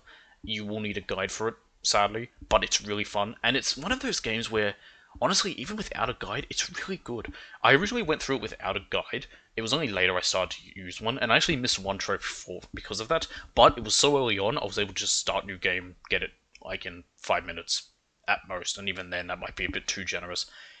It's a solid old title, and I'm torn between what I'd recommend.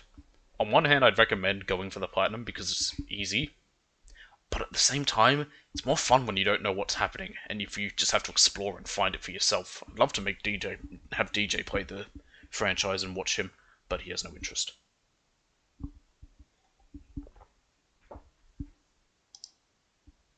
Concrete Genie. I'll give that one a D as well. It's an easy one. I don't think I needed a guide for it. I might have needed it for a few collectibles. My main problem with Concrete Genie is its last act. It goes into a weird sort of like third-person shooty type of thing, and it's really weird. Whereas before it was all about like, painting little monsters onto walls that you use to solve puzzles. And then all of a sudden, now we're fighting weird black glob creatures. Okay. It was just a bit odd. It's not my kind of game. I'm not. It's even the drawing is very simplistic. It's not like actual drawing. It's you just point and it's more like placing clip art than anything. But it's okay. I think it would have been better. I would have put it up to a C if it didn't have that last weird act. My other problem as well is it's the moral of it is like, oh no, you're being bullied. Be nice to your bullies, because your bullies aren't always bad. Which, in some cases, I can understand why that moral is there, but in some cases, that's not true at all. They're just absolute twats. Shenmue 2. This one. I actually kind of want to give this one an S rank, because Shenmue 2, I would say I preferred over Shenmue 1, and that's not to say that Shenmue 1's bad. Shenmue 2 is just better. I liked Hong Kong and Diablo. I can't remember the name of the place. The second location. They are really fun.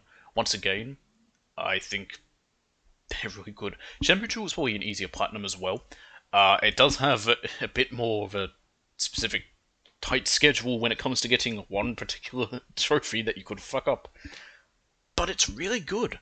And again, it's just a solid game. And I almost wish that if it weren't for me being, a platinum trophy slut that I am, I would have liked to have gone through it completely legit without a guide and doing it all that way. Like, without knowing what's going to happen. I mean, I didn't really know what was going to happen. It didn't tell me too much. But in order to get everything that I needed for the trophy, you do have to follow intensive guides. Control. I'll probably throw it at a C rank. I liked this game at first, but it lost me towards the end, and I stopped caring. I had problems with it. Some of the combat's a bit annoying just with its whole gliding aspect where it's like, oh no, you didn't hit X twice by accident, now you die, redo the whole fight. Oh, that's fair. And it also lost me with the idea of it. It's very SCP in the way of how it is, like the whole Federal Bureau of Control. It feels like the SCP Corporation. You get different abilities. There's all sorts of weird things, like there's a fridge or an anchor that's making like a bunch of clocks appear. My problem with it is that none of it makes sense. And that was my big issue. So one of the early things you get is the ability to use telekinesis, and you get that from interacting with a floppy disk that has that power. Now, why does the floppy disk have that power? Oh. And that's my problem. When it comes to some of the SCPs, a lot of them have powers to do with what they are. Like, one thing is a fridge. If you don't look at the fridge, it'll eat you. as long as like it'll become active and you'll get sucked into the fridge and have to fight a spirit within it to escape. So someone always has to be looking at it. Now that's an interesting concept, but why is it a fridge? What aspect of it being a fridge matters to what it is? There's an SCP that is a vending machine, and the way it works is that whenever you input any code into it or whatever, like it'll dispense random items that vary in whether they're food or not. Now, it can only do that because it's a vending machine. There's an SCP that is a coffee maker. It can dispense any liquid. Now, it can do that because it's a coffee maker. If it was any old item like, a floppy disk and you just wave it in the air and suddenly, coffee comes out of it, that doesn't make sense. It doesn't need to be a floppy disk. It could be anything else. And that was my big problem. Some of the items that give you abilities just don't make sense, and could have been anything. I would have liked if they more fit to what they are. Like, why is the anchor a big ball that looks like Pac-Man shooting out clocks? There's no reason. It just doesn't make sense. And that's why it kind of lost me towards the end. The one fun thing about it, and that's what made it easy after I finished streaming it and I went and I was just getting the last few trophies I needed, you can go into accessibility and you can set it to insta-kill, and every enemy can be insta-killed, even bosses, which made it very easy. It's like, oh hello, you're a boss that's probably meant to be tough, and you're dead. Which, isn't the whole thing with a lot of games having accessibility options now, which I like. I know some people might not, but I think it's good. Let's more people be able to play them. Especially since a lot more games are very story-based. Like, Control's big thing is its story. Too bad the story wasn't very good.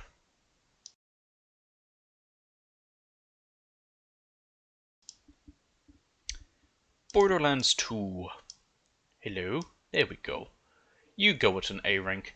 It's a solid title. Honestly, most people, it's their favourite Borderlands game. And I can understand that. It's really good. And I will also give it an A rank. My only problem I had with it was I had to do so much with all the different characters because I played as Gage, and Gage doesn't have because she was a DLC character, she doesn't have a trophy for using her ability, whereas each of the 4 starting characters do.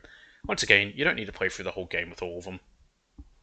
Oh, some of them you will need to play through a lot, mainly Salvador and Zero. However, you can cheat with Zero with the DLC. If you can make a character who I think is level 35, and then you can get all the abilities and basically be at the end of the game as well. Make all the abilities you need, go to a location, spawn in a vehicle, and then you can cheat for his trophy. Other than that, getting to level 50, co-op trophies, and doing all level 1 rankable challenges, that last one's probably the most annoying, because to unlock certain challenges, you need to get them to the rank 5. For example, I think to unlock one of the shotgun challenges, you need to complete rank 5 of an earlier shotgun challenge. So it's a bit of a lie in being level 1. However, in the background, it does count all your challenges, even the ones you haven't unlocked. So you might immediately be at like rank 3 for one of the shotgun challenges there, even though you haven't unlocked it yet. But yeah, it's a good game. It's really fun. The DLC leaves something to be desired. My main issue I have with the very first one, Captain Scarlet's one, is the whole joke of it is they straight up tell you, like, she's the bad guy, she's going to betray you, and it's like, yeah, okay. And then she does, and it's like, okay, cool, you told us, but just because you told us the thing and then did the thing doesn't make the thing funny.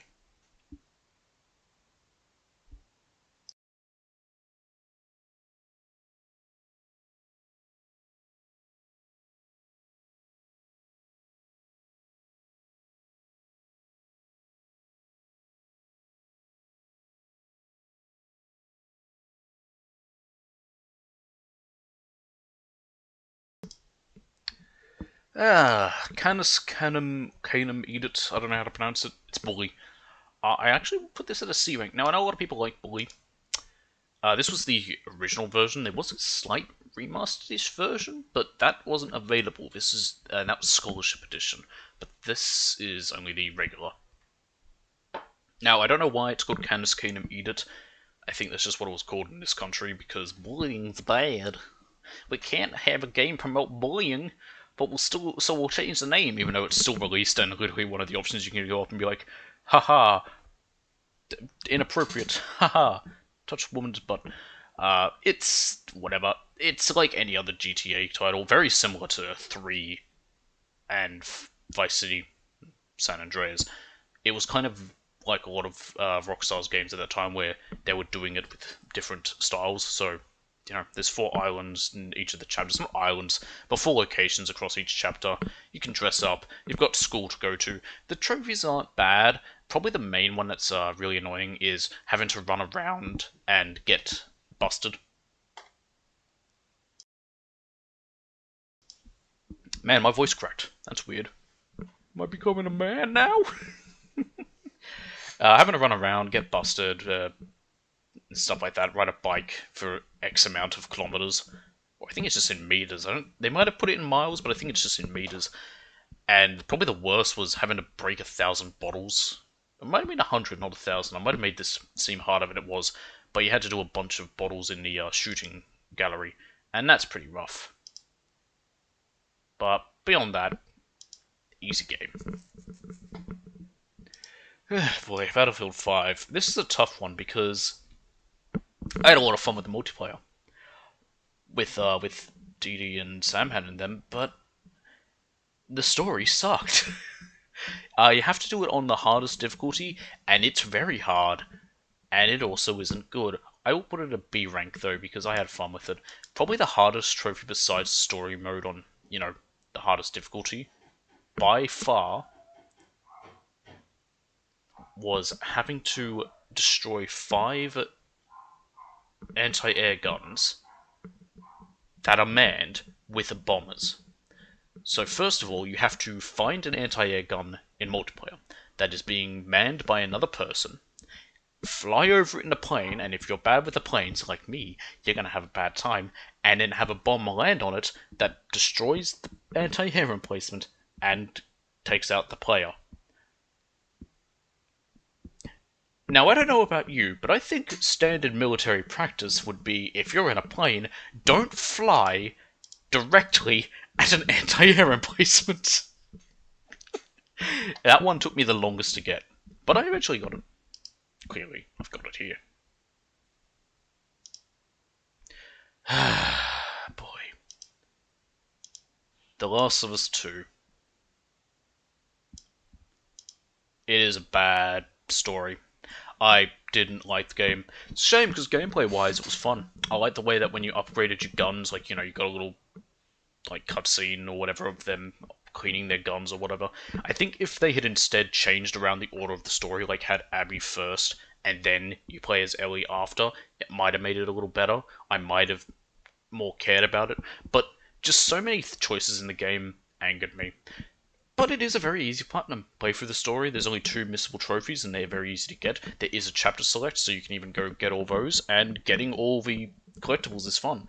Same with Uncharted 4, which used the same Last of Us 2 used Uncharted 4 systems of collectibles. I liked it, where it's like, having a notebook that gets filled in, finding things and keeping them. It was really fun. Too bad everything else with the game sucked.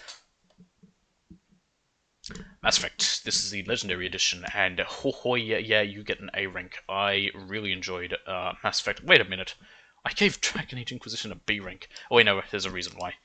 Mass Effect 1 is really good.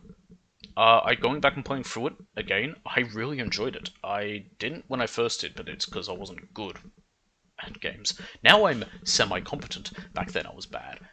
And it's really good. Like, I wish that I was better at it when I first did it. They also made a lot of the trophies in this Legendary Edition much easier. Trophies in the first version of it were like, complete the majority of the game with this character as in your party, or complete the majority of the game with this character in your party. Now it's all complete 5 missions with this character, so you can easily get them all. And in fact, I got each of those trophies, I think, in my stream playthrough. I only had a few I had to do on a second go-through. You also can do them all in one go-through as well, for all 3 of them in the Legendary Edition. Mass Effect 2, I will also put that one at a B, at an A rank, I mean, because this one I prefer over story-wise and how, like, going to each of the planets, exploring and that. This one is better in the way of its gameplay. The combat is significantly better. I would, depending on the day, I would say, some days I'd say Mass Effect 1 was better, some days I'd say Mass Effect 2 was better. One thing I will say, however, is Mass Effect 3 gets a firm C rank. It is significantly weaker than all the others, which is a shame, being its conclusion, but we'll see how that gets retconned with 4 once that comes out. 3's problem being its ending. It just feels a bit weird. It's very odd when it's like, there is literally like, Reapers harvesting planet by planet. Everything's getting worked. They're getting closer and closer. And then you go and have a party at the Citadel. And go to a nightclub and just have fun. It's like, what? Okay. We are literally on the end of the world. What's going on here? Days Gone. Days Gone wasn't bad. I liked the size of the zombie hordes. I liked many other things, and ultimately it was really fun. But the problem was just that, yeah, it just was too long. It outstayed its welcome by a good, what, 3 hours? I feel like they could have shaved all that time off. Like, I did not expect the entire new area that was added in when we suddenly go there. I'm like, okay, why is this still going?